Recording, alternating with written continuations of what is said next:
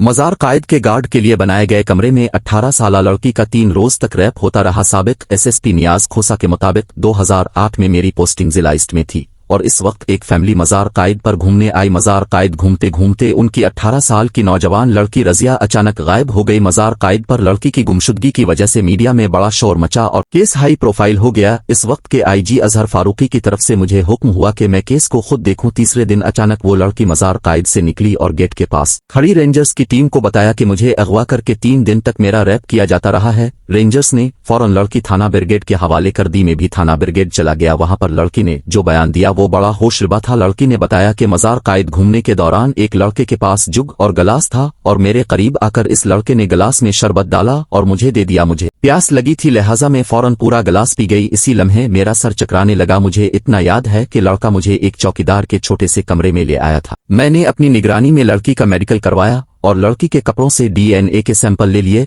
और लड़की की निशानदेही पर चौकीदार के लिए बने एक छोटे कमरे को चेक किया गया तो वहां जमीन पर एक चटाई और कुछ सफाई के लिए कपड़े मिले। उनके ऊपर भी बहुत सारे निशान थे। इनको भी डीएनए के लिए भेज दिया गया। कुछ महीने बाद डीएनए रिपोर्ट मौसूल हो गई जिसने हमारे होश उड़ा दिए क्योंकि इस चौकीदार का कमरा शायद हमेशा गलत काम करने के लिए ही इस्तेमाल होता रहा था। चटाई से तकरीबन 6000 के करीब डीएनए हासिल किए गए थे। 6000 डीएनए की रिपोर्ट्स को हम हुकूमत के मशवरे से पी गए कि पूरी दुनिया में मुल्क की बदनामी हो जाएगी। इस दौरान लड़की के कपड़ों की डीएनए रिपोर्ट भी आ गई थी और केस में जो भी पेशरफ्त हो रही थी नए आने वाले आईजी शोएब सडल और बाबर खटक साहिब और कराची पुलिस चीफ को मैं बताता जा रहा था। पहले मरहले में मज़ार कायद पर काम करने वाले सारे अमले की लिस्ट बड़ी एहतियात से मुरतब की गई और मैंने अपने जाती स्टाफ को तैनात करके खाने पीने की अशिया फरोख्त करने वालों की लिस्ट मुरतब करवाई। मैंने अपने स्टाफ को बरीफ कर दिया था कि सादा कपड़ों में स्पेशल ब्रांच का अमला जाहिर करके मज़ार कायद की सिक्योरिटी के नाम पर वहां काम करने वालों का नाम, शनाख्ती कार्ड और फोन नंबर हासिल किया जाए। ये सब्र अज़मा काम हम कई महीनों तक करते रहे और जब लिस्ट मुरतब हो गई तो मैंने सरकारी मुलाजमीन को बयान के लिए एक दिन अपने दफ्तर में बुलवा लिया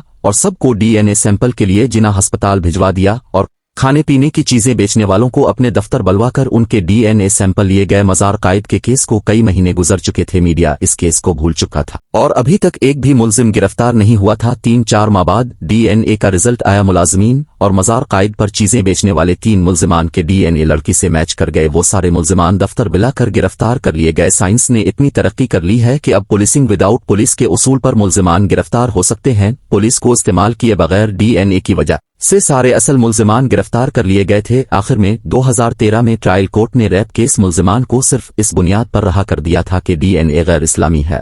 ट्रायल कोर्ट के जज साहिब से कौन पूछे कि इस्लामी डीएनए कहां से लाएं। लोग इदारों पर एतमाद इसलिए भी नहीं करते कि इसकी चंद इसी अहम खास वजूहात हैं कि जो वो वजूहात इस केस के अंदर सामने आई थी। अल्लाह तबारक व तआला पाकिस्तान के तमाम जजेस को ये हौसला और हिम्मत दे कि वो साइंस को समझी और मजहब के साथ साथ साइंस के मुताबिक भी फैसला करें कि कौन सा मुलजिम कैसे गिरफ्तार करना है और इसे कैसे सजा दी जा सकती है। क्योंकि अगर वो 1400 साल पहले वाले उसूल अपनाएंगे तो आज पाकिस्तान में मौजूद 90% मुलजिमान को गिरफ्तार करना हमारे लिए तकरीबन नामुमकिन हो जाएगा।